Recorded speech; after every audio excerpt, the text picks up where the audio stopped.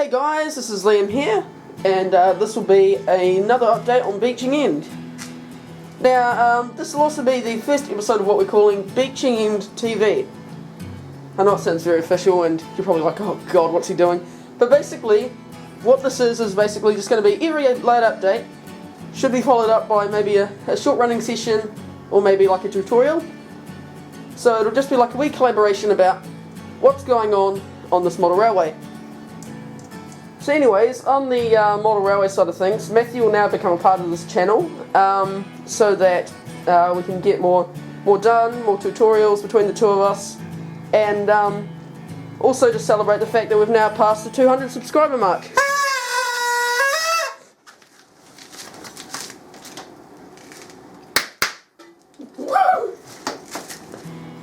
So since the last update, several buildings have been ordered from Hatton's, and they have all arrived. There's the signal box and the station and a few other bits and pieces, which we will cover very shortly. Alrighty, so the first thing we'll get into is that on this layout, the station building has been placed, as you can see, and this is a ratio station building based on the station building at Castle Carey over in the UK, and it was a very elegant looking building, really.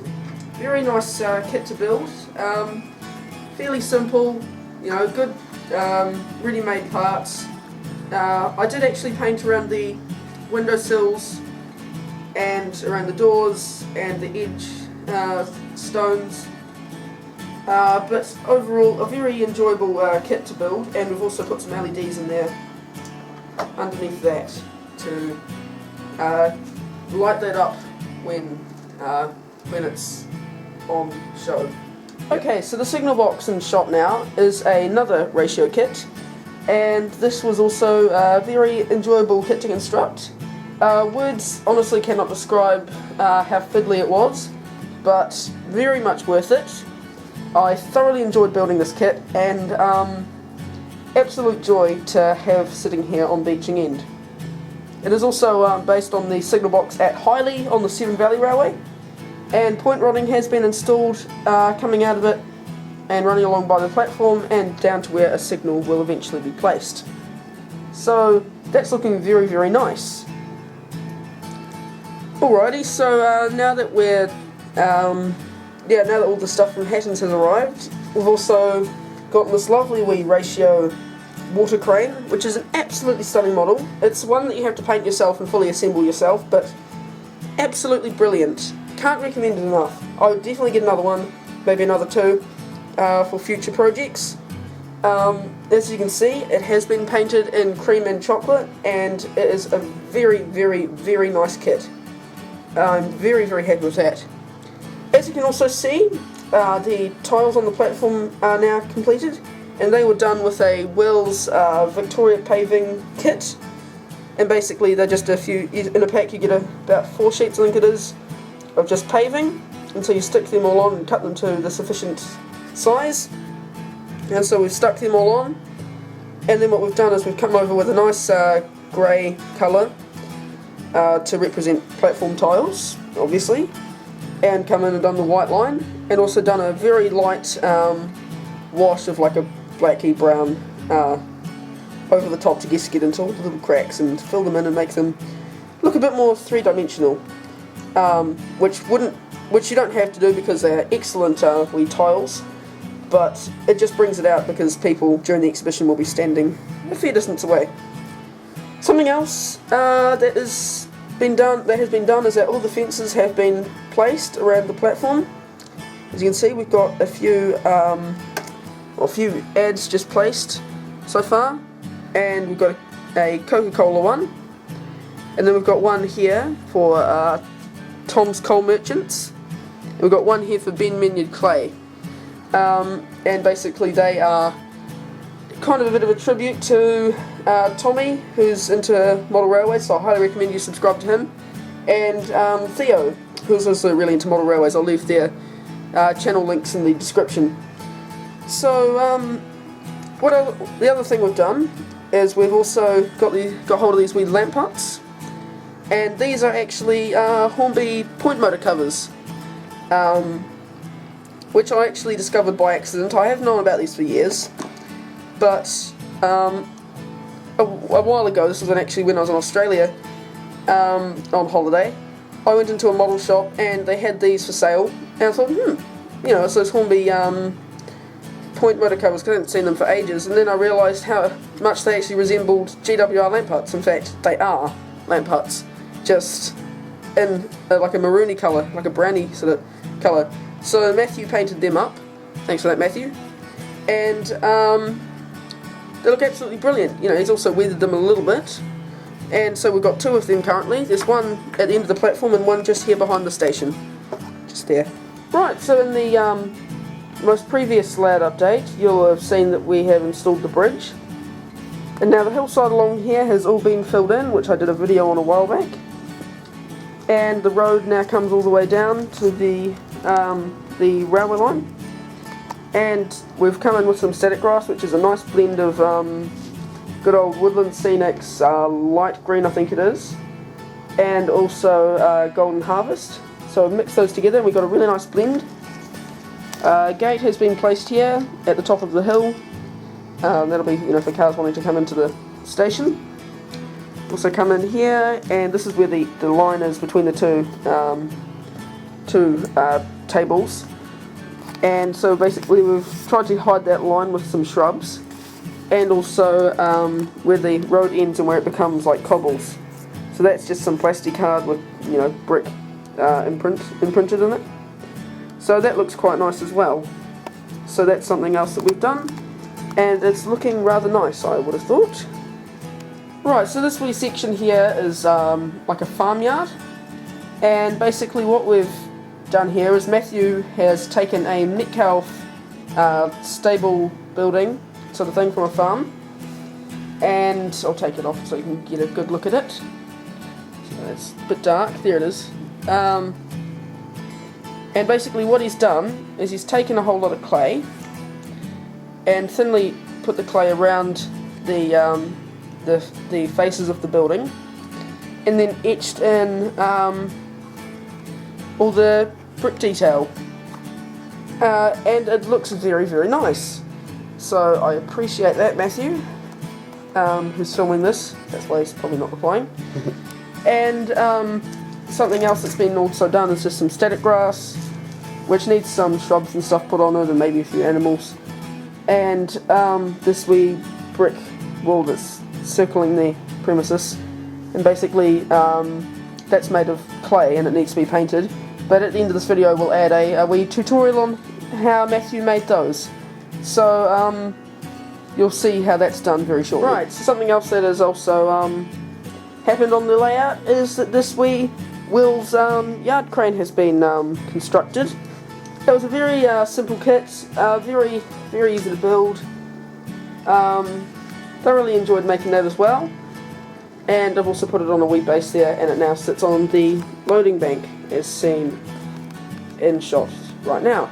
So it's all looking very nice. Something else that's also been done is that I painted the doors on the shed in Great Western cream and chocolate, and weathered that up a little bit, so that looks quite nice. And also I've done the vents at the top, and also the door there at the back. Right, so as you can see, static grass has been placed all across one side of the bridge, and on that side of the bridge we have a wee train spotter with his or her binoculars waiting for a train to pass by, so that's also quite a nice wee touch, I thought. Adds a bit of character to the area. So this here would have to be one of my favourite locations throughout the layout, because it is simply scenic. You have the wee taxi there with the person being dropped off at the gate. You know, maybe the wee son or something has gone, well, the father's gone to open the gate there for them to wander down to the station. And I just generally like it because of the whole setting and also the view out over the station. So I really, really, really like this setting here. Rightio, so just quickly before we go on to the tutorial that Matthew's doing about the stone walls, I won't hold you up too much. Just thought I'd talk about little things that have also been done, and also things that still need to be done. So just little things that have been done. I've put some matchsticks in the middle of the track there, because the water tower will go about there, and it'll be like a drain. Moving on, there are thoughts that maybe we might be putting a wee station garden in here, like on Compton Martin, that SDJR 7588 did. It's also thought maybe we might put some more goods and stuff here. Also might be, what else is there? Okay, so coming along here, there's going to be a post office. This whole hill here obviously needs to be completed, and the tunnel. And also just the hill here. So, hopefully when it's all done, it should look really, really nice. This, and hopefully you'll look forward to seeing this at model train shows. So, thanks for watching this part of the video, and now on to the tutorial. Well, do you want stone walls on your layout but don't want to spend a big money on getting resin castings? You can use just simple desk clay, which you can get for probably $10 for a kg, or even 50. Essentially you just cut out about as much as you want. You don't need a huge amount, so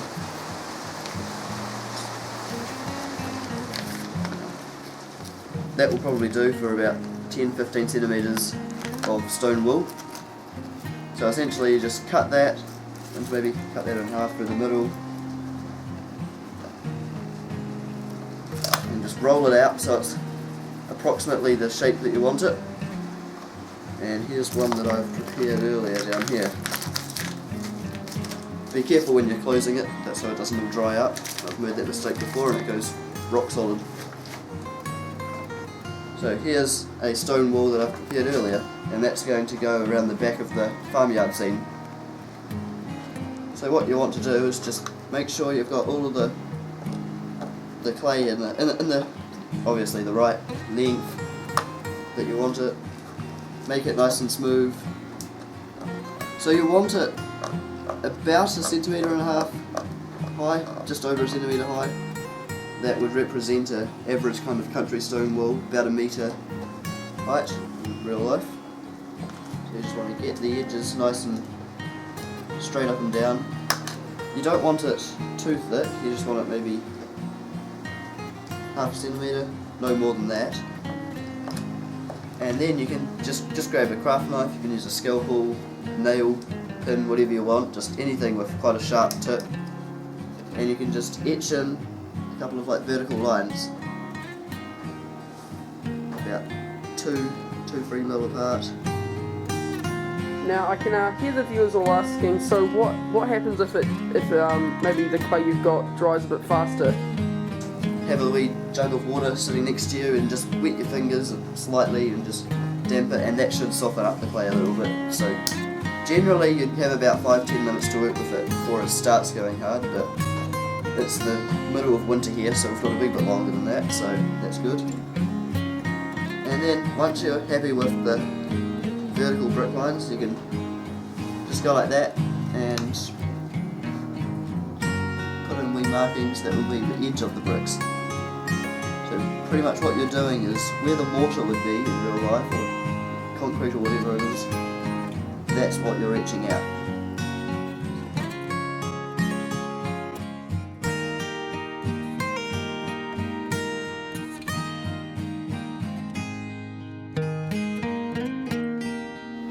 Okay, so once you've finished the etching on both sides of the stone bricks or whatever you're wanting, you just take your craft knife and just every couple of millimeters you just etch in like a wee capping stone. So it's like a wee bit on the top of the rock, of the stone wall. If you want, you could also like get in there with like your fingers, or maybe even like top pliers or something, and make it so that it's like stone peaks, like typical of the stone walls found in, Yorkshire or that kind of area. Or you can just get in with the knife and just put in some capping stones, which is what I'm doing in this example here. And if they're going to be connecting with another stone wall, just leave it like that. And if it's just going to be ending, just squeeze it together so it's like got a wee bit of a rounded edge. And just put in some stone etchings on that, just like that. I'm going to be leaving that straight up and down because it's going to be connecting to this wall over here. So I'm going to do that now. And just squeeze it all together, just like that. And where they come apart, you can either squeeze them together, or you could use some lichen or some other kind of foliage, moss or something that you can use in the joints if they don't join perfectly, or you can just squeeze them to shape. Or you can put on a gate. This came in the ratio gates and fences kit. I'll leave it overnight, then paint it, and then I'll glue it down. I've just got it sitting in this place so it dries into the right curvature. What we're after. Mm-hmm. Oh, very good. So that's basically it. Any other things you'd like to say before? I think that's about it. It looks quite good when you've got quite thick foliage around like the bottom of it, or like bushes, ferns, underbrush, like what we've done here, just to kind of make it not quite so sudden between ground level and stone. So you can do that, and that looks quite good. And apart from that, it's just have a play and just see what looks good in the situation that you've got on your layout. Alrighty. Thanks for that, Matthew. Yep, see you. See ya. Either a tutorial. Oh, hang on. Anyway, because we have now passed. Oh God. Because we've we have now passed 200 subscribers. Oh.